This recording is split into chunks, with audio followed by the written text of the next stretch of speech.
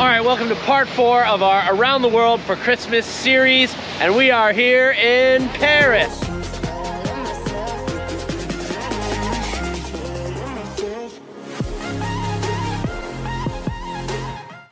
Once again, it is 8 o'clock in the morning and the sun is not out. I get it when you're in the northern part of Europe. We're in France, boys. What are you doing? We got a big day ahead of us. We got the whole day to walk around Paris, to see it, to check it out. This is our final city before heading home for Christmas. There it is. I mean, look at this entire square.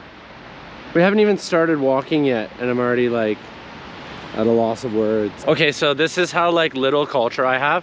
The first thing that comes to my mind when I see the Cathedral of Notre Dame is I think of that episode of The Sopranos. You know, Quasimodo predicted all this. Who did what? Okay. Nostradamus. Quasimodo's the Hunchback of Notre Dame. All right. So the game plan this morning is we're gonna go west until we get to Arc de Triomphe and then hopefully get down to the Eiffel Tower, but we can't take too long because our tickets to the Louvre are at 11. So we don't want to rush it, but if we can see those things before we go to the Louvre, we've got the rest of the afternoon to just walk around. Okay, so let's get a move on. And if we see something beautiful, we're gonna stop, take a photo of it, take a video of it, soak it in, because Paris is not something that should be rushed. But the next 2 or 3 hours will be rushed.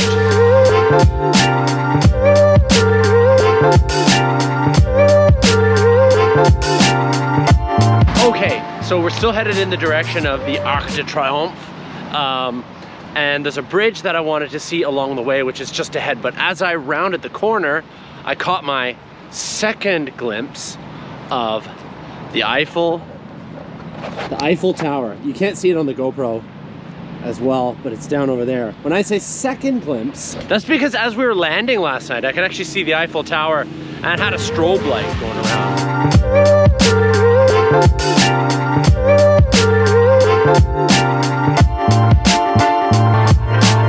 Another kilometer down that way and it's just straight.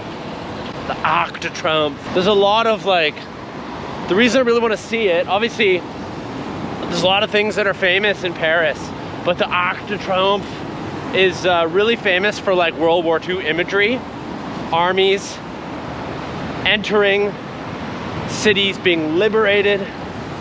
So yeah, it'll be pretty moving to go see it. The Arc de Triomphe. Who did what? Okay, so we made it to the Arc de Triomphe. Most things in real life end up being a lot smaller than they look on TV or in photos. This thing is the opposite. This thing is massive. So let's go get closer to it, all right?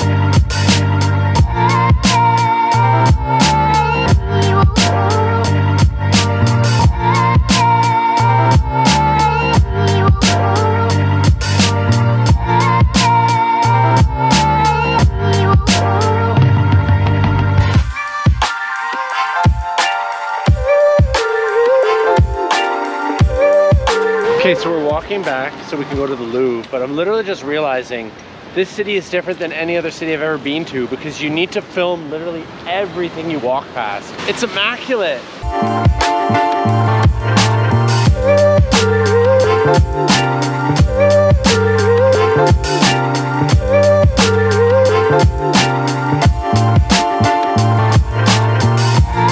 Wow.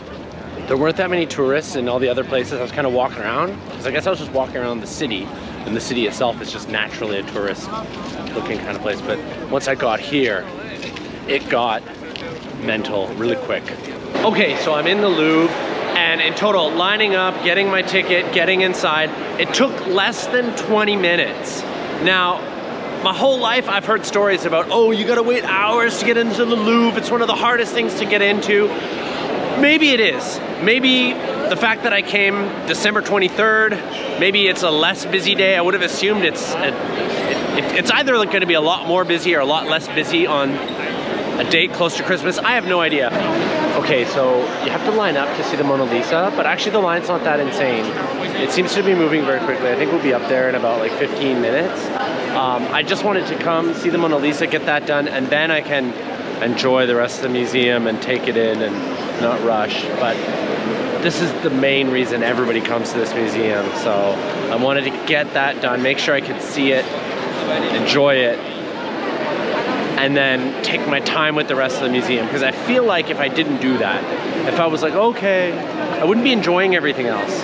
I would be just like in a rush to see the Mona Lisa, you know what I mean? So I think it's a good choice. You get here, you zoom in, see that, and then take your time.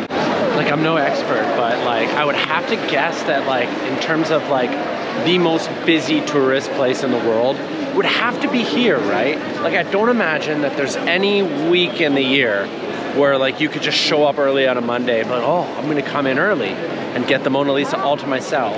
I bet you every single day that this place is open year round, I bet you it's busy. It has to be the most popular tourist attraction on earth, I would guess.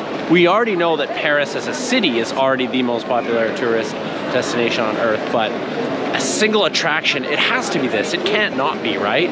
Like, I've been to the Great Wall of China when there was nobody there. I've been to the pyramids of Giza when there was nobody there. I doubt there's a day you can come to the Mona Lisa and be like, oh, slow day today. I bet you it's always like this. All right, this is probably the closest I'm getting to a selfie. Use the GoPro, but the GoPro's not so good. I don't want to push anyone anymore, so let's accept that's the closest we're getting. So we did it. All right, now we can go enjoy the museum.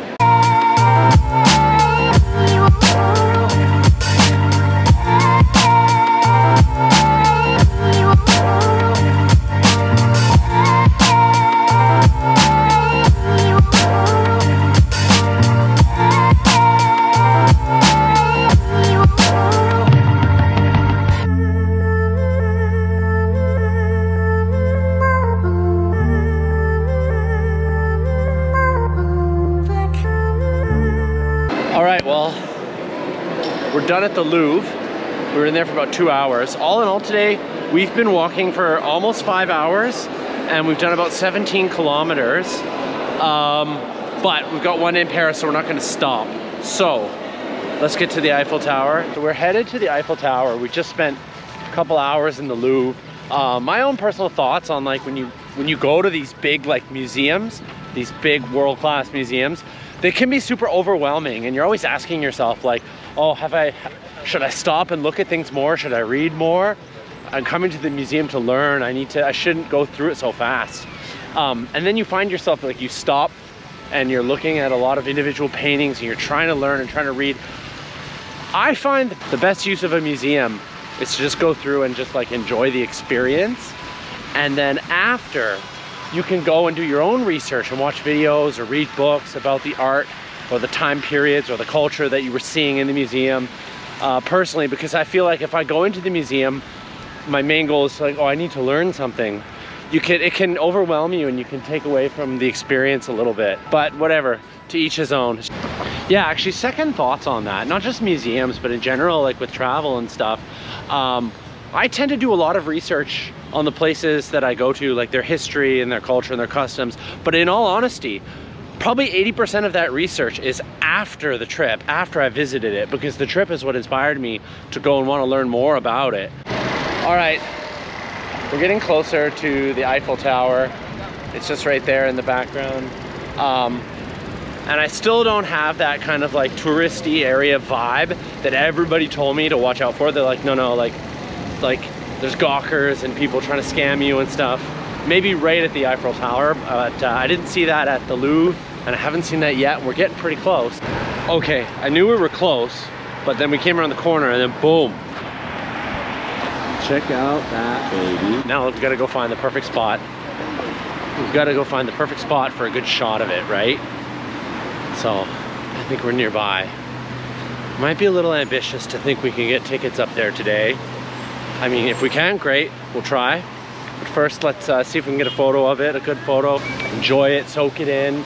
We're not just running around ticking boxes. Who am I kidding? That's exactly what we're doing. We're ticking a box. Is this where most people take their photo from? I always imagined it was like a big, long, maybe it is a big, long park on the other side. Kind of like in Washington at the National Mall, that's it. Maybe it is on the other side. Maybe there's a big park, or it looks like they're taking them from the street. Well, no matter what, we'll do a lap and we'll check it out.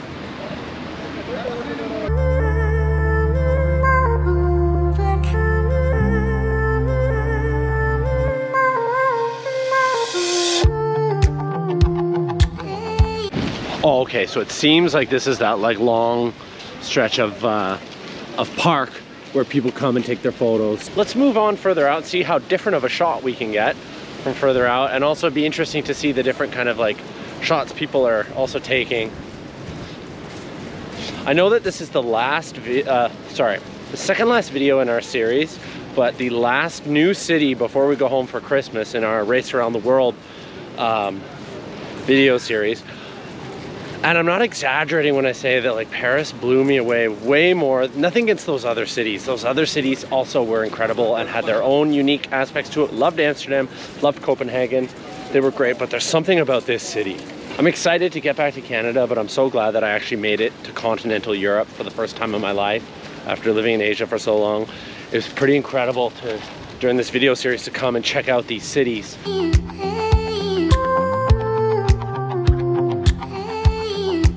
Pretty funny as humans, like we'll travel so far around our globe just to come to a site like this, and our number one goal we get here is to get a photo.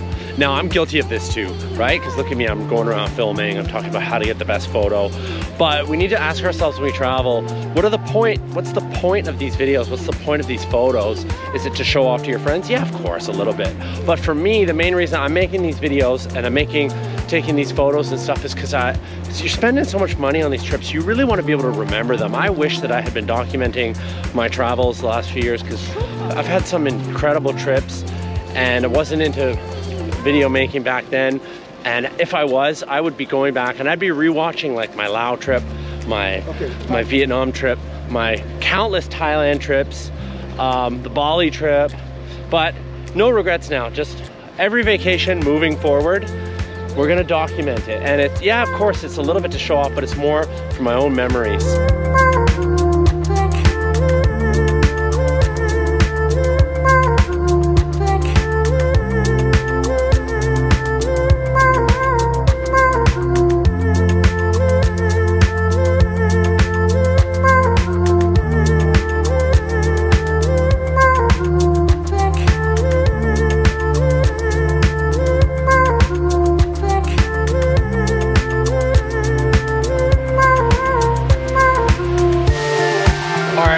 That's going to conclude it for our Paris video. I hope you liked it. We have one more video left in our series, and that's our flight back to Canada. See you soon. Nostradamus. Nostradamus and Notre Dame. It's two different things completely.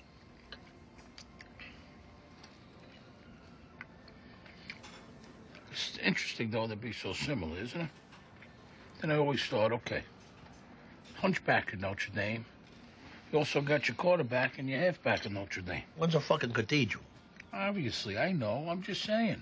It's interesting, the coincidence. What? You're going to tell me you never pondered that? The back thing with Notre Dame? No.